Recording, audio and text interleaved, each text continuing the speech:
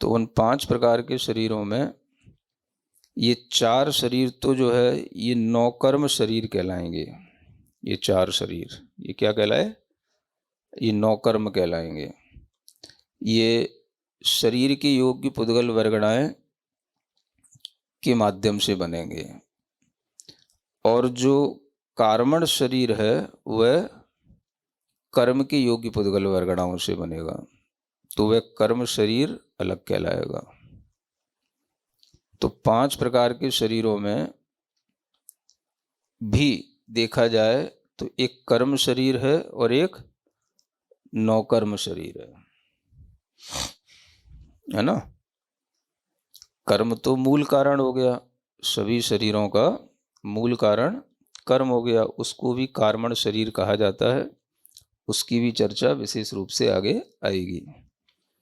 तो वो जो कर्म शरीर है वो बनेगा कर्म वर्गणाओं से। इतना अंतर है कि वो बनेगा कर्म वर्गणाओं से, और ये औदारिक आदि 4 शरीर हैं, ये बनेंगे नौकर्म वर्गणाओं से। यद्यपि इनके भी योग्य अपनी अपनी नौकर्म वर्गणाएं सबकी अलग अलग होती हैं। यानी औदारिक शरीर के योग्य नौकर्म वर्गणा, वैक्रियक शरीर के योग्य नौकर्म वर्गणा, आहारक शरीर के योग्य नौकर्म वर्गणा और तेजस शरीर के योग्य नौकर्म वर्गणा। तो चारों शरीरों के योग्य जो नौकर्म वर्गणाएं हैं ये अलग अलग होती हैं। सुना? जब आपने तत्वार सूत्र का दूसरा अध्याय पढ़ा होगा तो उसमें इन शरीरों का अलग अलग वर्णन किया गया है। और ये शरीर के योग्य जो वर्गणाएं होती हैं, जो वर्गणाओं का मतलब पुद्गल परमाणुओं का समूह, वो सबका अलग अलग क्वालिटी का होता है। तो औदारिक शरीर का अलग रहेगा, वो एक स्थूल स्वभाव वाला होगा। वैक्रियक का परम परम सूक्ष्मम का ना, तो सूक्ष्म सूक्ष्म होता चला जाता है। वैक्रियक का उससे भी सूक्ष्म परमाणु होंगे, आहारक के उससे भी सूक्ष्म होंगे, तेजस के और सूक्ष्म होंगे, और कर्म वर्गणाओं के परमाणु अत्यंत सूक्ष्म कहलाते हैं। तो सूक्ष्म होने के कारण से ही ये कभी हमारे दृष्टि के विषय नहीं बनते हैं। तो इन 5 शरीरों में कार्मण शरीर तो जो है वो कर्म रूप है, और बाकी के 4 शरीर हैं ये नौकर्म रूप है। ये नौकर्म वर्गणाओं में इनकी गिनती आती है, और इस तरह से इन 5 ही शरीर को बनाने के योग्य पुद्गल वर्गणाओं को ग्रहण करने की जो शक्ति है वो जीव की योग शक्ति कहलाती है। कौन सी? योग शक्ति। तो जितना आपके मन वचन काय का परिस्पंदन होगा उतना ही आप इन पुद्गल वर्गणाओं को ग्रहण करेंगे। तो यह आपके मन वचन काय के योगों पर निर्भर करता है ना। अब जब ये योग पर निर्भर करता है तो इससे ये भी समझा जा सकता है कि योग भी सब तरह के होते हैं। जैसे योग स्थान, अभी जब ये भाव परावर्तन का वर्णन चल रहा ना, तो उसमें योग स्थान बताए जाते हैं। जगत श्रेणी के असंख्यात विभाग प्रमाण योग स्थान होते हैं। तो ये भी समझने की जरूरत है कि योग स्थान जो होते हैं उन योग स्थानों से ही कर्म, ये नौकर्म वर्गणाएं ग्रहण होती हैं, है ना। माने कर्म वर्गणाएं भी और नौकर्म वर्गणाएं भी। तो योग भी बहुत प्रकार का है।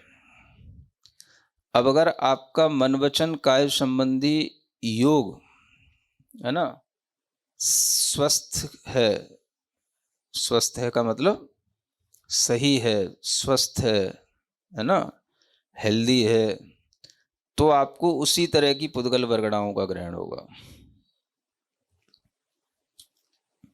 है ना।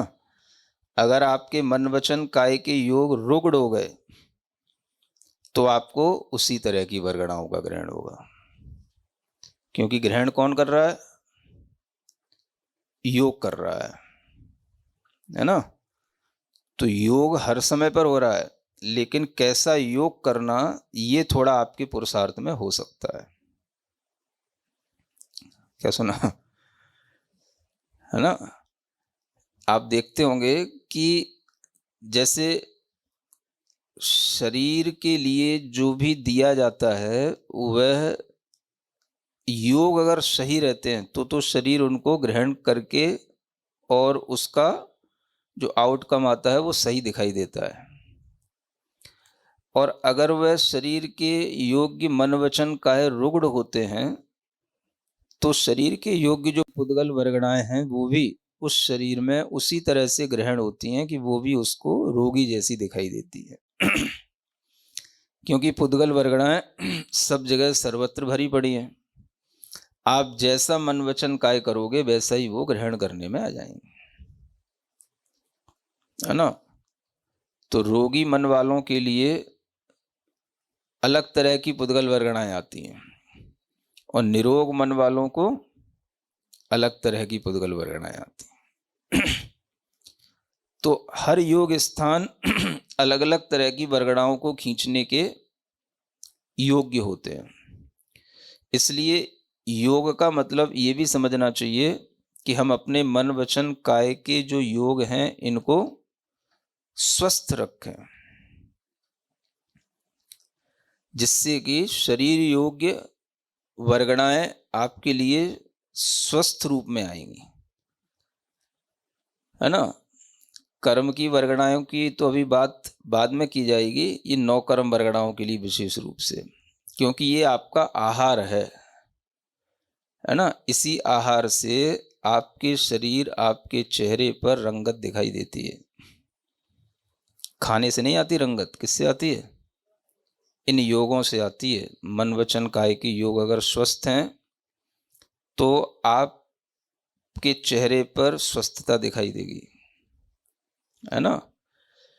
और अगर आपके लिए किसी भी तरह की कोई मन वचन काय की रुग्णता आ जाती है तो तुरंत आपके आँखों के नीचे कालापन, है ना, ओठों पे कालापन, तरह तरह से ये सब आने लग जाता है। तो ये क्यों आने लगा? ये इसी आहार की कमी के कारण से आने लगा। ये आहार अब जो है स्वस्थ आहार नहीं हो रहा है। निरोगी मन को निरोग आहार होता है, रोगी मन का आहार रोग सहित होता है। तो ये बहुत अच्छी बात है जो यहाँ बताई जा रही है कि जीवो आहारदि कम्मणो कम्मम। जीव कर्म का भी आहार निरंतर करता है और नौ कर्म का भी आहार निरंतर करता है। निरंतर माने प्रति समय। क्या सुना? प्रति समय, सोते जागते किसी भी स्थिति में जीव कर्म आहार और नौ कर्म आहार को कभी भी छोड़ता नहीं। तो कर्म को भी वह परिणमन करा रहा है कर्म पुद्गल वर्गणाओं के माध्यम से, और नौकर्म वर्गणाओं का भी नौकर्म रूप में परिणमन कराता है।